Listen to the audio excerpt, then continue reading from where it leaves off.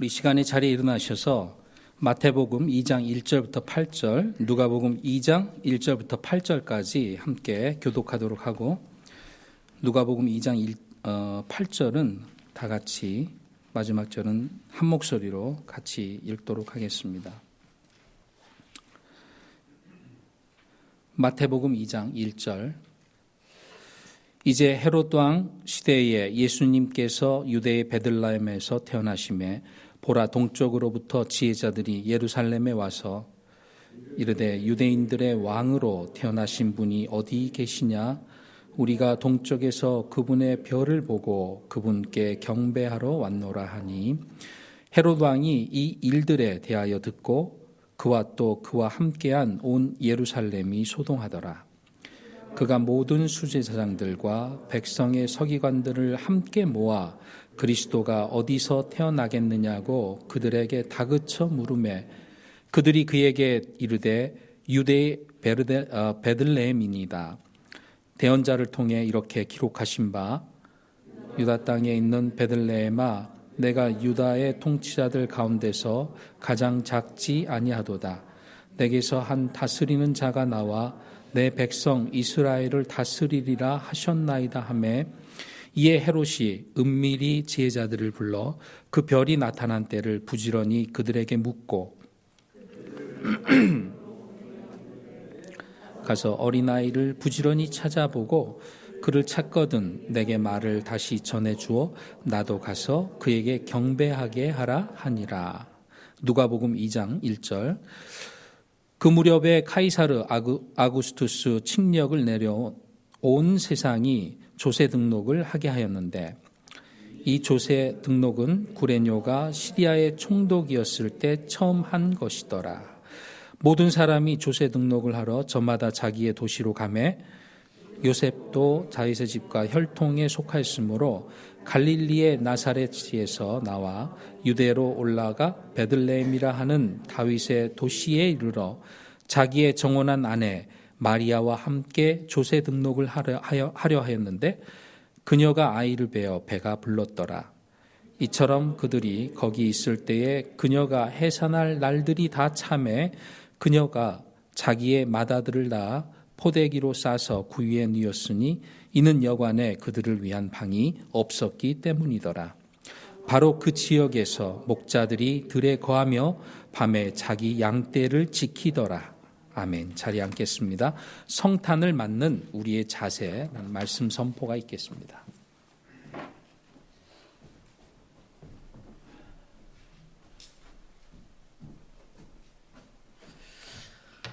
다 함께 기도하고 시작하겠습니다. 하나님 아버지, 감사합니다. 지난 한 주간 또 지난 한 해 동안 우리들 이렇게 안전하게 보호해 주시고 또 오늘 이 자리에 나와서 함께 찬양하고 경배할 수 있게 도와주시니 감사합니다. 지난 1년 동안 우리들을 코로나의 위기 속에서 또 지켜주시고 보호해 주심은 하나님의 크신 은혜요 사랑입니다. 아버지 하나님, 저희들을 아무런 탈 없이 먹이시고 입히시고 인도해 주심에 감사를 드립니다. 이 시간에 주 예수 그리스도의 탄생을 맞이하는 우리의 자세를 함께 점검하고 생각해 보자 합니다. 이제 주님이 다시 재림하심을 바라보면서 이 땅에서 우리가 어떻게 살아가야 될지, 주님의 초림의 그 사건을 통하여서 우리가 함께 점검해 보고자 합니다. 하나님께서 이 시간에 우리 마음을 함께 하셔서 속중심을 깨닫게 하시고 변화시켜 주셔서 우리가 바른 자세로 주님을 섬길 수 있도록 축복해 주시옵소서.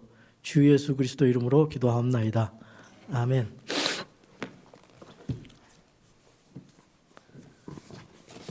예수님께서 태어나신 지 2000년이 되었는데, 2000년 전에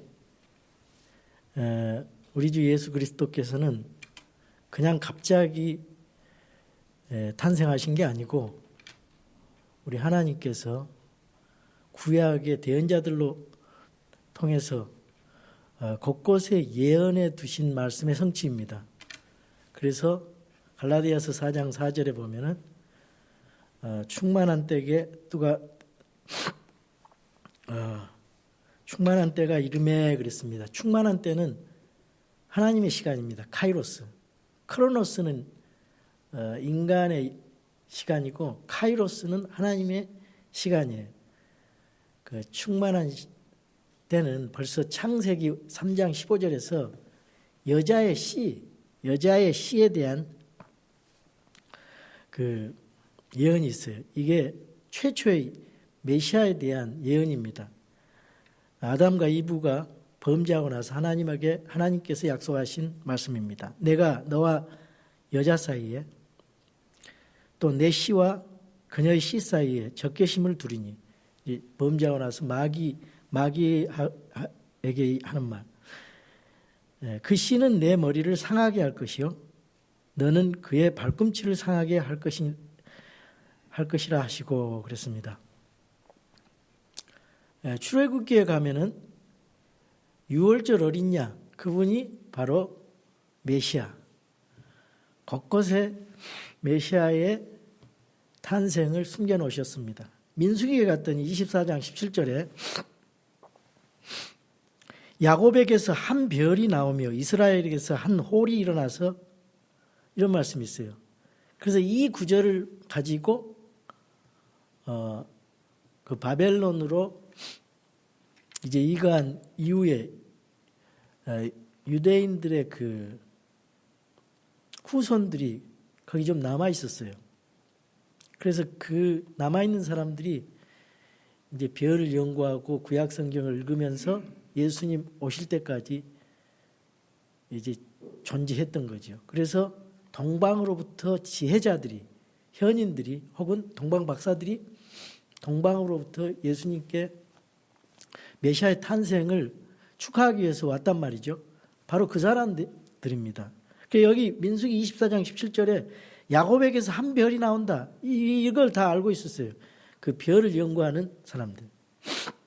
그리고 이사야에서 7장 14절에 보면 그러므로 주께서 친히 한 표적을 너희에게 주시리라. 보라, 처녀가 수태하여 아들을 낳고 그의 이름을 임마누엘이라 하리라. 임마누엘은 우리 함께 하시는 하나님. 임마누엘. 히브리어로 임마누엘은 우리 함께 하시는 하나님, 그런 뜻입니다. 그 처녀가 잉태하여 아들을 낳고, 처녀 탄생은 기독교의 굉장히 중요한 그 교리 중에 하나입니다. 그래서 이 처녀를 요즘의 신학자들, 자유주의 신학자들은 어떻게 처녀가 애를 낳아? 그러고 젊은 여자로 성경을 바꿉니다. 처녀 탄생 안 믿어요. 우리는 성경 신자이기 때문에 처녀 탄생 믿습니다. 처녀의 몸으로 성령으로 수태됐다. 그걸 믿어요. 그거 안 믿으면은 구원도 못 받아요. 그거 사실. 그거 안 믿으면은. 예수님의 대속의 죽음, 부활, 재림, 이거 안 믿고 어떻게 구원 받겠어요? 그런 교리 안 믿고.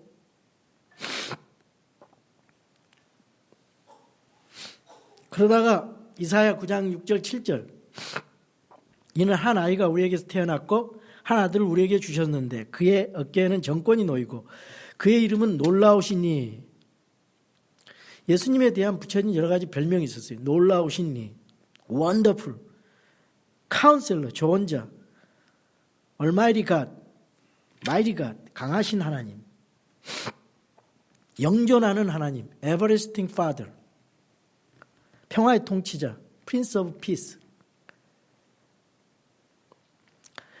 라 할 것이기 때문이라. 그의 정권과 화평의 번창함이 끝이 없으며 그가 다윗의 왕자와 그의 왕국 위에 군림하여 그것을 정비하고 이제로부터 영원토록 판단의 공의와 정의로.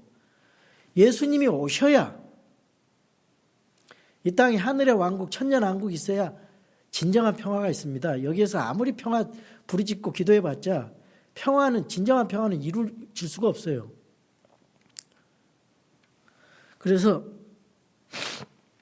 주님이 오셔야 진정한 평화가, 그리고 임하여서 판단의 공의와 정의로 그것을 굳게 세우신다 그랬습니다. 만군의 주의 열심히 이것을 이루리라. 그러다가 미가서 5장 2절에 오늘 본문의 말씀 인용이 나와요. 그러나 너 베들레헴 에브라다야, 내가 유다의 수천 가운데서 작을지라도 이스라엘에서 치리자가 될 자가 거기서 내게로 나오리라. 그의 나아감은, 여기서 나아감이라는 말하고 기원이란 말이 달라요. 이걸 기원으로 바꿔놨는데 예수님은 기원이 없어요. 예수님은 영원 전부터 계신 하나님이십니다. 예수님의 나아감은 옛적부터 있었으며 영원부터 있었느니라.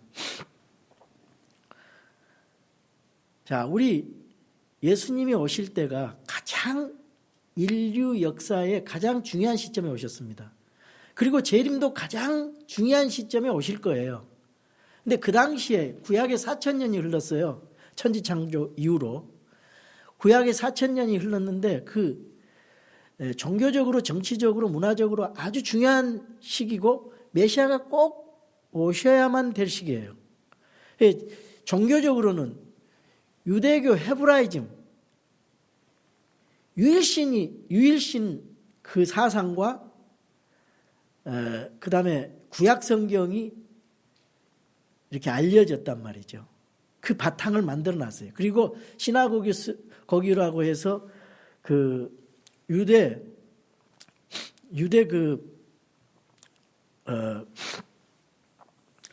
갑자기 아이고 참 죄송합니다. 콧물과 눈물이 나와서 유대 시나고기 그 회당이 디아스포라 유대인들로 각 나라에 전파되어 있었어요. 그래서 그 유일신 그 사상, 그 메시아를 갈망하는 그 사상이 다 전파되어 있었다는 것. 그리고 문화적인 측면으로 본다면은 헬레니즘 문화가 알렉산더 대왕이 전 세계를 다 통일을 했잖아요. 그 엄청난 그 땅을 정복을 해가지고 거기에 헬라어라고 하는 그 언어가 국제 공용어입니다. 그 당시에. 그래서 신약 성경을 헬라어로 기록을 했는데 신약 성경을 읽기에 아주 좋게 준비를 해놔셨어요. 하나님의 섭리지요. 그리고 로마의 그 정치적인 측면으로 로마 사람들의 그 법과 질서. 그래서 팍스 로마라로 로마가 전 세계를 잡고 있었어요. 그래서 이 강력한 나라가 이제 도래하면은 어느 정도 평화가 유지됩니다. 그런 상황에서 도로가 건설이 되고 법과 질서가 발달이 됐습니다. 그래서 사도 바울이 복음을 전할 수 있는 그런 그 바탕, 길도 마련했고 그런 복음 전파의 길을 마련해 놓으시고 그 사람들이 로마의 압제 아래서 고통당하는 유대인들에게 유대인들의 왕 메시아가 오신 거예요. 그런데 유대인들은 그 메시아가 자기 땅에 왔지만은 비참하게도 그리고 불행하게도 메시아가 유대인의 왕으로 예수 그리스도가 자기 땅에 오매 자기 백성들이 영접하지 못했다 그렇게 성경은 말씀하고 있어요. 그러나 영접하는 자 곧 그의 이름을 믿는 자들은 하나님의 아들이 되는 권능을 주셨다. 유대인들이 거부를 하니까 이방인들이 이렇게 복음이 전해져서 우리가 구원을 받았잖아요. 정말 유대인들로서는 비극입니다. 그렇게 많은 하나님의 사랑과 은혜, 하나님으로부터 기적을 보고 그 많은 성경 기록도 하게 하고 그렇게 했으면서도 결국은 메시아를 거부해버리잖아요. 참 역사의 아이러니가 아닐 수가 없습니다. 우리가 오늘 예수 그리스도의 첫 번째 성탄을 영접한 사람들을 몇 사람 찾아볼 거예요. 그리고 성탄을 거절한 사람들 몇 사람을 찾아볼 텐데 그런 사람들을 보면서 우리에게 또 많은 재림에 대한 예수님의 재림에 대한 그런 예언이 있습니다. 그 예수님도 반드시 다시 재림하실 것입니다. 그래서 우리는 어떤 마음으로 예수님의 재림을 준비해야 되는가? 그거 한번 생각해 보고자 합니다. 그래서 여기 마태복음에 나오는 그 마태복음 2장과 누가복음 2장을 이렇게 비교하면서 설명을 하겠습니다. 이 마태복음의 상황은요, 마태복음은 유대인의 왕이신 예수님으로서 기록을 하셨어요. 예수님을 왕으로, 만왕의 왕, 유대인의 왕으로서 기록을 하셨기 때문에 유대인들은 왕으로 이가 어디에 계시냐 질문을 합니다. 동방 박사들이. 왕이니까 황금과 모략과 유향을 예물로 드렸어요. 그런데 누가복음에서는 사람의 아들이에요. 그러니까 그 비둘기, 정결례를 위해서 비둘기, 가난한 사람들, 요셉과 마리아가 가난했어요. 그래서 8일 만에 예수님 할례 주고 40일 뒤에 정결례를 드리는데 그 가난한 사람들의 상징인 비둘기를 바치는 것, 그걸 볼 수가 있어요. 그리고 마태복음에서는 예수님이 태어난 지 적어도 6개월, 그리고 한 1년 뒤의 상황입니다. 동방에서 그 메시아의 별을 보고 박사들이 오는 시간이 있어요. 그래서 그 오랜 시간을 거쳤어요. 그래서 여기서 보면은 마태복음에서는 집이에요. 말 구육간이 아니고 집에서 예수님께 경배를 하는 모습을 보고 예수님이 조금 자랐어요. 1살 정도 자라는 차일드, 베이비가 아니고 차일드예요. 그런 용어를 볼 때 이 마태복음은 조금 시간이 지난 다음에, 그 다음에 누가복음의 상황은 2장에 조세 등록할 때니까 조세 등록, 그 인구조사 한다라는데 인구조사 해가지고 세금 거들라 그러잖아요. 그래서 각 고향에 가서 조세 등록하는 거예요. 그때 말 구육간에 예수님이 말 구육간에 태어났어요. 그래서 그때는 목자들이 갓 태어난 예수님을 영접하는 거예요. 그러니까 시간적으로 장소적으로 차이가 있어요. 그래서 베이비라는 말을 쓰고 말 구육간이라는 말을 쓰고 목자들이 나와요. 그리고 마태복음에는 시간이 몇 개월 지나서 어떤 집에서 차일드, 어린 아이에게 이제 이 예물을 드려요. 왕으로. 자, 여기 첫 번째 나오는 사람이 누구죠? 헤롯왕입니다. 헤롯은 엄밀히 말해서 유대인이 아니에요. 약간 좀 에돔 족속 피가 섞였어요. 그래서 그 로마 제국의 힘을 얻고 왕이 된 사람이에요. 그래서 이 사람은 그렇게 해서 왕이 됐기 때문에 항상 불안합니다. 자기가 왕을 뺏기지 않을까. 그래서 예수님 탄생하셨다는 소식을 들었지만은 이 헤롯왕은 예수님에 대해서 자기가 왕인데 무슨 왕이냐, 그리고 경쟁의식을 가지고 있고 또 불안감이 있었고 이기심이 있었고 어떤 욕심이 있어가지고 자기의 것을 지키려고 하는 그런 사람이었어요. 이제 헤롯왕 시대에 예수님께서 유대 베들레헴에서 태어나시며 보라 동쪽으로부터 제자들이 예루살렘에 와서 이르되 유대인들의 왕으로 태어나신 분이 어디 계시냐? 우리가 동쪽에서 그분의 별을 보고 그분께 경배하러 왔노라 하니 헤롯왕이 이 일들에 대하여 듣고 그와 또 그와 함께한 온 예루살렘이 소동한지라. 불안한 거예요. 나중에 16절에 보면은 2살 아래 애들 다 죽여버리잖아요. 예수님이 아마 유대인의 왕으로 그 메시아로서 알았을 거예요. 왜냐? 서기관들에게 물어봤거든. 그러니까 그게 성경에 있었거든요. 그래서 여기 보면은 이에 헤롯이 은밀히 7절에 제자들을 불러 그 별이 나타난 때를 부지런히 그들에게 묻고 자기가 왕권을 뺏길 것 같으니까 부지런히 그들에게 물었다 이거예요. 그들을 베들레헴으로 보내며 이르되 가서 어린아이를 부지런히 찾아보고, 이 나쁜 짓을 할 사람들은 부지런히 이렇게 열심히 합니다. 마귀는.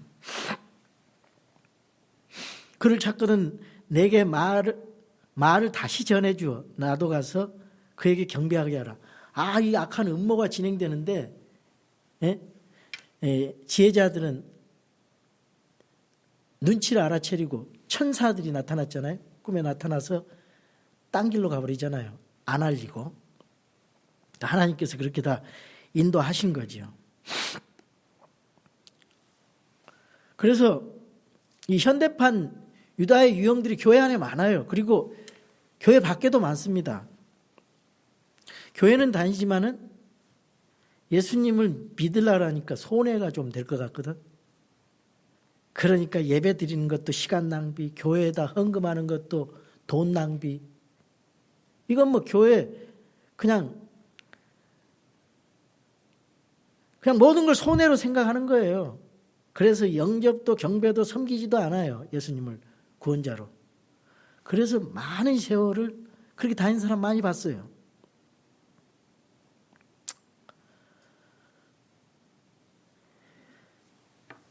어떤 사람은 열심히 교회 나와는 아내를 보고 예수님한테, 교회한테다가 자기 아내를 빼앗겠다는 그런 생각을 가지고 박해를 하더라고.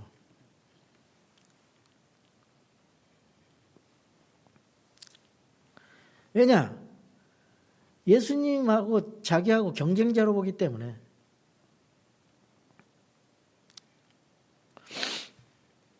여러분 마음속에 그런 마음이 있으면 안 돼요. 조금이라도. 그건 헤롯과 동일한 마음과 의식을 갖는 겁니다.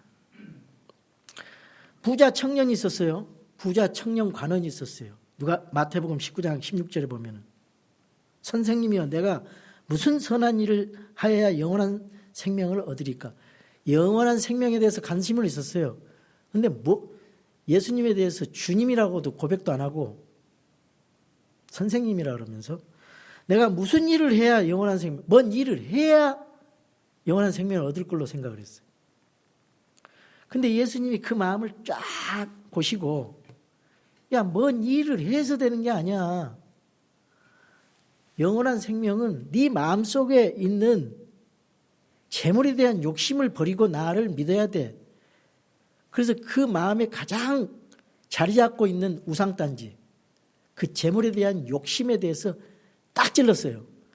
네 재물을 팔아서 갖다 가난한 사람에게 나눠주라. 그러니까 청년이 근심하면서 예수님께 떠나가더라. 그렇게 성경은 기록하고 있습니다. 이 재물 때문에, 욕심 때문에 예수님을 사랑할 수도 없고 섬길 수도 없고 예수님을 영접할 수도 없어요. 이 재물 때문에, 재물이 우상 숭배가 돼가지고 이것이 이기심이 되어서 이걸 극복하지 못하고 근심하면서 주님을 따라갔다는 그 부자 청년 관원의 그 비극이 오늘날에도 많이 있다는 겁니다. 그리스도인 마음속에도 있고 불신자 마음속에 많이 있어요. 그래서 너무 예수님을 열심히 믿으면 손해본다고 생각을 해서 교회 인발부 하지 않아요. 교회 예배 참석해서 그냥 귀찮으니까 예배만 참석하는 정도지요. 이러한 이기심을 극복해야 된다. 주님과 가까운 교제를 하기 위해서는 그것을 건너 뛰어넘어야 한다. 이것이 헤롯이 우리에게 주는 교훈입니다. 두 번째로 서기관이 나오는데 이 서기관은 당대 대표적인 종교 지도자입니다. 헤롯 왕은 지혜자들의 이야기를 듣고 서기관들에게 자문을 구했어요. 그러니까 이 지혜자 동방 박사들이 성경을 인용해서 4절에서 6절에 이렇게 말씀합니다. 그가 모든 수제자들과 백성의 서기관들을 모아 그리스도가 어디서 태어났냐고 그들에게 다그쳐 물으며, 자기 왕권이 뺏길까지 다그쳐 묻는 거예요. 서기관들에게, 종교 지도자들에게. 이 종교 지도자들은 또 왕에게 아부하는 게 있어요. 그들이 그에게 이르되 유대의 베들레헴이다. 잘 알고 있었습니다. 유대 땅 베들레헴에. 대언자들 통해 이렇게 기록된 바 유대 땅에 있는 베들레헴아 내가 유다의 통치자들 중에서 가장 작지 아니하도다. 내게서 한 다스린 자가 나 내 백성 이스라엘을 다스리라. 미가서 5장 2절을 딱 인용을 하니까 이 헤롯이 그게 사실인 줄 알고 음모를 꾸미는 겁니다. 서기관들은요 알기는 알았어요. 성경을 알았어. 탄생 장소를 정확하게 아는 사람이었어요. 근데 예수님께 와서 예수님의 탄생을 축하하는 마음이 없었어요. 축하하는 발걸음도 없었고요. 축하하는 손이 없어요. 선물도 없어요. 마음이 없는데 어떻게 거기 가서 축하를 하겠어요. 알기는 알았는데 지식적으로 알았어요. 머리로 아는 종교라 이 말이에요. 유대인들의 종교. 유대교의 종교는 머리로 아는 종교에서 끝나버려요. 이게 비극입니다. 머리로 알았지만은 마음이 없어요. 손이 없어요. 발이 없어요. 행동이 없어요. 가슴이 없습니다. 이게 서기관과 제사장들의 비극입니다. 야고보서 2장 19절에 보니까 마귀들이 한 하나님이 있음을 알아요. 믿고 떤다 그랬잖아요. 마귀들의 믿음 알기는 아는데 그걸로 끝이야. 예수 그리스도를 구원자로 영접도 안 해. 섬기지도 안 해. 예배도 안 드려. 그냥 그걸로 알고 믿고 떨어. 그런데 영접을 안 해요. 섬기지 않아요. 순종을 안 해요. 이게 마귀 믿음, 서기관들의 믿음, 종교적인 믿음. 이게 죽은 믿음입니다. 여러분 성경 공부를 왜 하십니까? 성경 공부는요. 지식의 만족을 구하기 위해서 하는 게 아니에요. 뭔가 내의 그 만족을 구하기 위해서 성경 공부하는 거 아닙니다. 성경 공부는 예수님을 정확하게 알아서 나의 구원자로 주님으로 모시고 내가 주님 말씀대로 그대로 순종하고 그대로 헌신하고 주님 섬기기 위해서 그리고 주님이 명령하신 말씀을 세상에 나가서 그대로 실천하고 전하기 위해서 성경 공부하는 거예요. 많고 적은 것 괜찮아요. 있는 만큼 주님을 섬기면 돼요. 이게 중요해요. 성경 공부를 그런 마음으로 해야 됩니다. 성경을 읽기를 그런 마음으로 읽어야 돼요. 성경을 읽으면서 예수님이 누구신가를 알고 내가 어떤 사람이라는 걸 알고 내 속에 뭔 나쁜 죄악이 있는지를 알고 하나님이 나에게 어떤 일을 했는 것을 알고 내가 하나님을 위해서 무엇을 할 것인가 이것을 위해서 성경 읽기를 하고 성경을 공부를 하고 기도를 하는 것입니다. 우리 현대판 서기관들과 서기관들과 바리새인들 종교 지도자들의 비극이 우리 행여나 우리의 비극이 되지 않기를 바라요. 세 번째로 여관 주인이 나옵니다. 누가복음에 27절에 베들레헴 세금 등록을 위해 이렇게 이제 방문을 했는데 베들레헴에 방문했어요. 이 베들레헴은 룻과 보아스의 다윗의 고조 할머니 룻과 보아스의 고향이고 다윗의 고향 아니에요. 빵집이란 뜻이에요. 하늘에서 내려오는 빵이 누구예요? 예수 그리스도. 요한복음 6장. 정확하게 하나님 섭리대로 베들레헴에 나셨어요. 그런데 무지해서 그 많은 사람들이 손님들이 너무나 많이 찾아오니까 팁을 더 주면은 여기 방 있습니다. 또 방값을 올려가지고 이제 여관을 다 들어쳤어요. 돈 더 주는 대로 여관에다가 손님들을 다 자게 했죠. 그런데 가난한 요셉과 마리아는 돈이 없어요. 큰일 났어요. 해산할 때가 됐는데 먼 길을 걸어왔어요.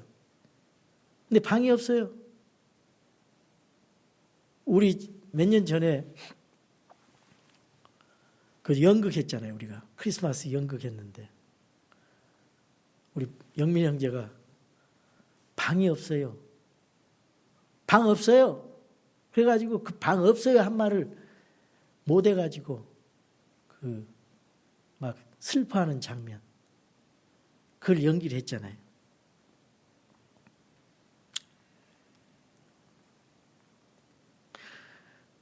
가장 가까이 예수님을 봤어요. 하늘의 왕자를 버리고 말구육간, 그것도 소똥 말똥 있는 말똥이 있는 그 구육간, 잠자리가 없어서 거기서 잤다는 거예요. 하나님의 아들 예수님께서, 하나님께서 우리 이 땅에 오셔서 처음 이 땅에서 그런 불편함을 받으시고 인간을 구원하시기 위해서 고초를 겪으신 거예요. 여러분 여기서 말 구육간에 난 사람 있으면 손 들어보세요. 다 병원에 나서 났죠? 집에서 났죠? 예수님은 말 구육간에 나셨어요. 그거부터 여러분들은 감사하셔야 돼요. 가장 가까이 있는 여관 주인 예수님을 박대했어요. 너무 무관심하고 너무 바쁘고 너무 정신이 없어서 자기 하는 일에 열중하느라고 예수님을 영접하지 못했다 이 말이에요. 오늘날도 그런 사람 많습니다. 너무 바빠가지고 영혼에 대해서, 자기 미래의 영원한 생명에 대해서, 미래에 대한 내세에 대해서 생각을 안 해. 너무 바빠가지고. 너무나 어리석은 사람들이죠.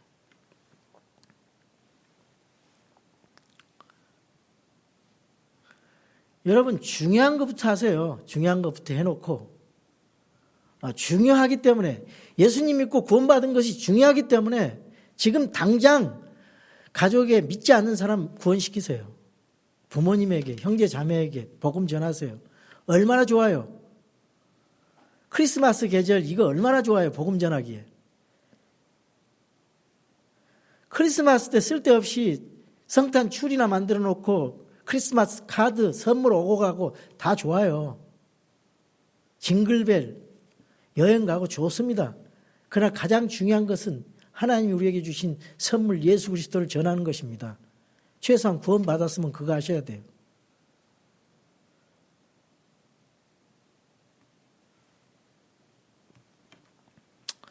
성경에 보면은 주인이 잔치집에 초대를 했는데 내가 소를 사서 못 가겠어요. 내가 밭을 사서 못 가겠어요. 내가 새 차를 샀어요. 시운전을 해봐야 되기 때문에 못 가겠어요. 그 핑계가 됩니까? 진짜 중요한 것은 그 잔치에 참석하는 건데 이런저런 핑계로 다 안 가요. 2차 대전에 이 히틀러의 명장이 하나 있었어요. 히틀러의 명장, 롬멜 장군이라는 사람인데 이 사람 때문에 2차 대전 독일이 패망하는 결정적인 그런 원인이 됐는데 프랑스 지역을 딱 지켜가지고 연합군을 막아내야 되는데 이 사람이 베를린으로 가서 아내의 생일 축하를 해줬어. 그러다가 전쟁에 져버렸어요. 이 사소한 일에 정신 팔리다 보면은 큰 중요한 일을 다 놓친다 이 말이에요. 이 여관 주인처럼 여러분 신앙에 관심을 가지지 못한 그 사소한 일을 위해서 현재 일어나는 사소한 일 정신이 팔려가지고 이 중요한 영혼에 대한 부분에 대해서 놓치는 그런 어리석은 사람이 되지 말아야 되는데 얼마나 안타까워요. 얼마나 억울합니까?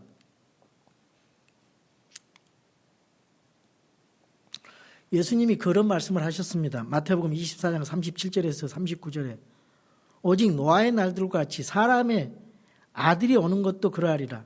홍수 이전 시대 노아가 방주로 들어간 날까지 그들이 먹고 마시고 장가가고 시집가고 하면서 홍수가 나서 그들을 다 쓸어버릴 때까지 알지 못하였나니 사람의 아들이 오는 것도 그러하리라. 예수님이 장가가고 시집가지 말라는 얘기 아니에요. 예수님 결혼식 가서 축하해주고 결혼식에서 다 우리 시집가고 장가 가야죠. 이게 중요한 게 아니라, 이런 얘기를 하는 게 아니라 이 시집가고 장가 가는 거, 이걸 정지하는 게 아니에요. 네가 깨어있으라 이 말이에요. 예수님이 다시 오실 때니까 깨어있으라. 깨어있어서 예수님의 오심을 준비해라. 이걸 말하고, 하나님과의 관계를 돈독히 하고 있어라. 주님과 신랑 신부로서 이 관계를 밀접하게 관계를 가지고 준비하고 있어라. 이 얘기 아니에요. 동방박사하고 목자들은 아주 비천한 사람들 아니에요?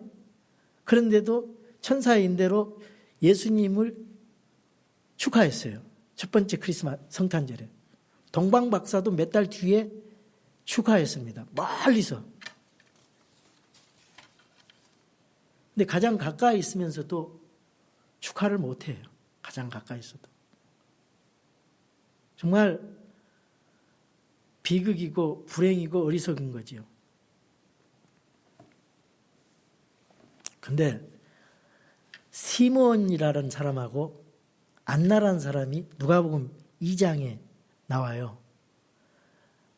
그걸 보고 드러나지 않는 평범한 영웅이라고 합니다. unsung heroes, unsung hero라고 그래요. 시몬과 안나. 이 시몬은요, 의롭고 경건한 자라 그랬어요. 배경도 출신도 없어요. 그저 독실하게 주님의 메시아의 오심을 기다리는 자, 기다리는 모습을 성경에 누가복음 20장에 쭉 나와 있어요. 여러분, 메시아의 오심을 기다리는 자는 의롭고 경건해야 돼요. 주님의 다시 오심을 기다리는 자는 의롭고 경건한 삶을 통해서 주님의 오심을 기다릴 수 있습니다. 그래서 이분은 예수님을 만났어요. 아기 예수님을 만났습니다. 저분이 바로 메시아구나. 이제 죽어도 한이 없다. 안나도 마찬가지. 여대언자였는데 결혼하고 7년 만에 남편이 죽었어요. 그래서 84년 동안 과부로 있었어. 근데 계산을 해보니까 그때 한 10대살에 결혼했으니까 이 나이가 그때 106살 정도 됐을 것 같아요. 인간적으로 너무나 불쌍한 여인이지요. 그러나 성전에서 금식하면서 메시아를 만나기 위해서 기다리다가 예수님을 만났어요. 우리 시대에 여러분, 예수님 기다리다가 재림하신 예수님 만나면 얼마나 좋겠어요. 이 시므온과 안나처럼. 오래전에 영국의 런던 교회 어떤 사람들이 이제 거기를 걸어가고 있었는데 갑자기 폭우가 쏟아졌어요. 그래서 그 한 농가를 지나가다가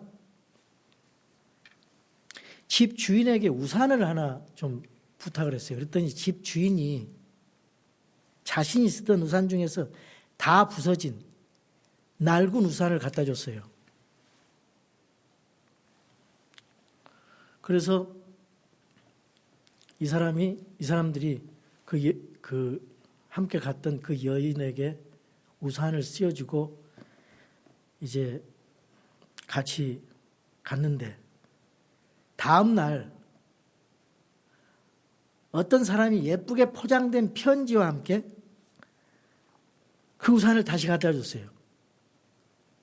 그리고 거기에는 참 감사합니다는 그런 정중한 인사와 함께 사인이 있었습니다. 엘리자베스 여왕. 그 농부는 가슴을 치면서 후회했습니다. 내가 정성을 다해서 여왕을 영접했어야 되는 건데 내가 가장 좋은 우산을 줬어야 될 텐데 후회해봤자 늦었지요. 우리 이런 사람이 되지 말아야죠.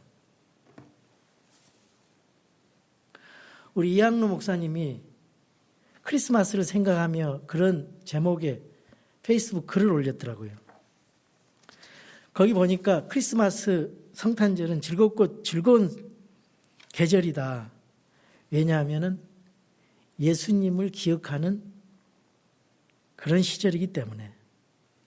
그러면서 예수님을 탄생을 그 기억하는 방법은 역사와 전통과 문화가 서로 다르게 기억한다는 거예요.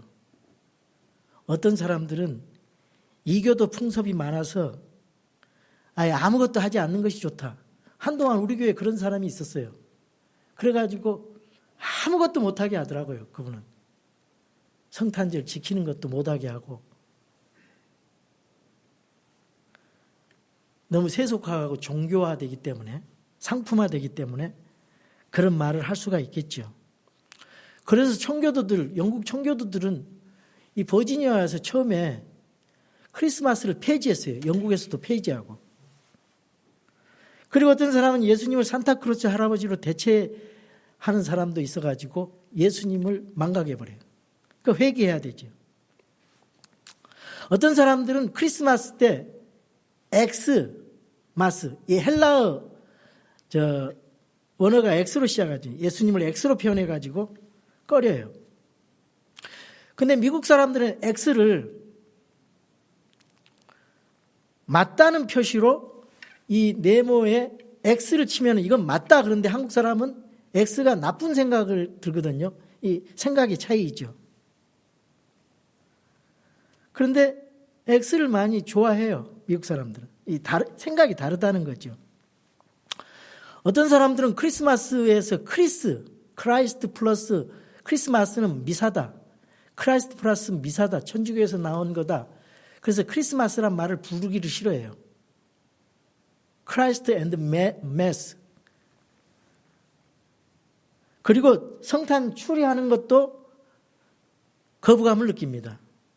그런데 어떤 사람들은 성탄 추리 저것은 뭐 이교도의 풍습에서 왔지만은 하나님의 신실하심, 그 푸른 색깔 이걸로 생각을 하고 이제 뭐 괜찮게 바다가 안 되게 그냥 받아들입니다.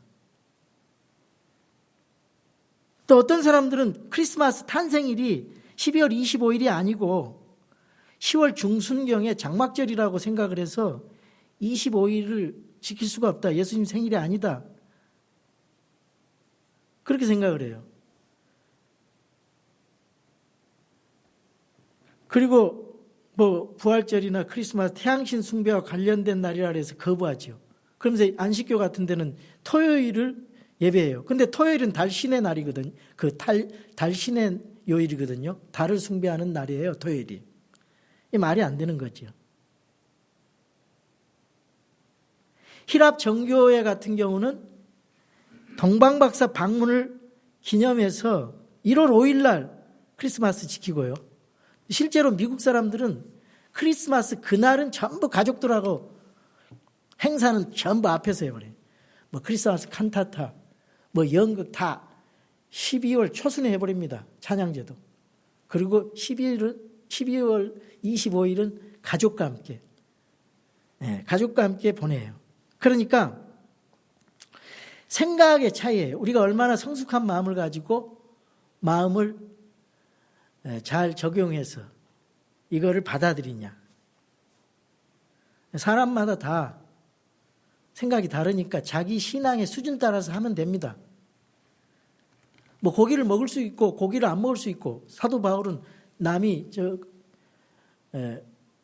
처음 믿는 자가 고기 먹는 거 보고 바드가 된다면은 고기도 안 먹는다 그랬는데, 어쨌든 우리는 이런 거에 대해서 자유로워야지. 날에서 자유롭고 이런 모든 사고 인식에서 자유로운데 좋은 방법으로 쓰면 될 거 아니에요? 크리스마스를. 우리가 어떻게 크리스마스를 보내야 되냐? 크리스마스 되면 사람들의 마음이 감정적으로 굉장히 계절을 타잖아요. 그래서 그때 주님의 탄생을 얘기해주고, 불신자들에게. 그리고 가족들과 함께 예수님의 처녀 탄생 같은 교리적인 거, 이게 얼마나 중요한가. 가족들에게 예수님의 탄생, 이 땅에서 처녀 탄생하셨다. 우리를 구원하시기 위해서. 자연스럽게 믿지 않는 가족들과 이웃을 나눌 수 있지 않겠어요? 그래서 이런 거를 생각하면서 어떤 인식 하나에 이렇게 우지자지 당하지 않고 자유롭게 우리가 신앙의 자유를 가지면서 이걸 생각을 하고 복음을 전하고 이런 계절을 보냈으면 좋겠습니다. 이제 우리 주님의 재림이 앞에 있어요. 예수님의 초림에 대한 예언도 있고 성경에 많고 주님의 재림에 대한 예언도 성경에 지금 500가지 예언이 남아 있어요. 이걸 생각하면서 이 크리스마스 이 성탄의 계절을 주님을 전하는, 주님을 나타내는, 그리고 성도들과 가족적인 모임, 가족과 화합을 이루는 그런 시절, 가족과 함께 교제하고 이런 시절로 우리가 생각을 해서 이게 소원했던 우리 가족들한테 편지도 하고 메일도 하고 전화도 해서 우리 예수님과 함께 가까워질 수 있도록 우리가 중간 역할을 잘 해야 되지 않는가. 그래야 우리 주님 앞에 기뻐하는 자로 칭찬받을 것 같아요. 우리 예수님 오실 날 얼마 남았지 않았습니다. 그런 마음 자세로 우리 성탄의 계절을 보내시기를 주님의 이름으로 축원합니다.